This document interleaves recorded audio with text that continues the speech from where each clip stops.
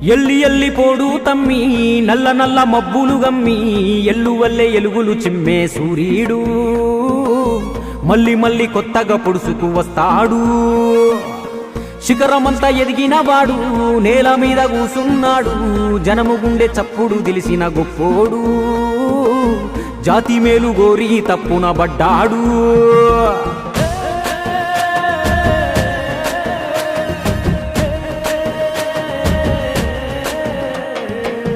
ఎవ్వారి కోసమయ్యా ఎవ్వారి కోసము ఎన్నాళ్ళు ఒంటరిగా చేసావు సమరము.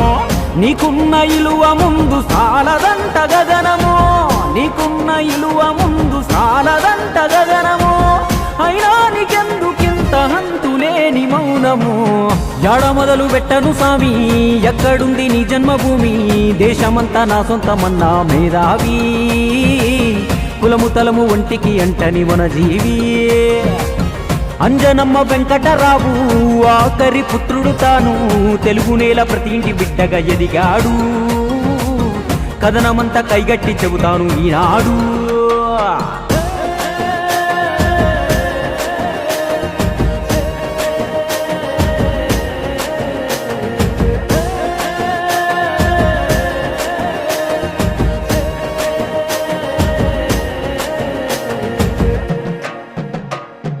బల్లోకెళ్ళే చదువంటే నా కొల్లదు అన్నాడే. బాల్యం నుండే పుస్తకాలతో దోస్తీ గట్టాడే. తన లక్ష్యం కోసం పెద్దన్న ఇల్లుదిలి వెళ్ళాడే. ఇతడేమో ఎవ్వరికర్థం గాక ఇంట్లో మిగిలాడే. గుండెల్లో పొంగుతున్న ఎన్నెన్నో భావాలు జనంతోటి పంచుకోవాలనుకున్నాడే. అన్నయ్య అండతోటి వెండి తెరనాడు వేసి తమ్ముడిగా సొంత జెండ ఎగరేశాడే. మధ్య తరగతి యువతకు అద్దమయ్యి నిలిచినాడే. సూపులకే గబ్బరు సింగు లోపలేమో వేదన పొంగు. చిత్రసీమలోనే ఇతను సంతింగు అంటలేదు మనుషుల కంటే ఏ రంగు. అందనంత ఎత్తున ఉన్నా 100 కోట్ల మార్కెట్ ఉన్నా మనసులోన ఖుషి లేదనుకున్నాడు. అన్ని వదిలి మనుషుల మధ్యకు వచ్చాడు. ఇల్లేమో దూరం అసలే చీకటి కాళంధకారం.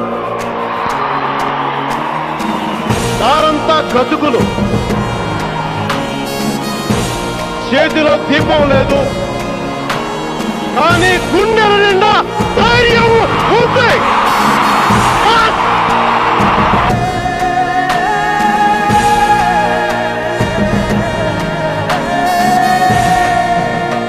చెగువేరాలోని చైతన్యం తన చేతల్లో ఉన్న.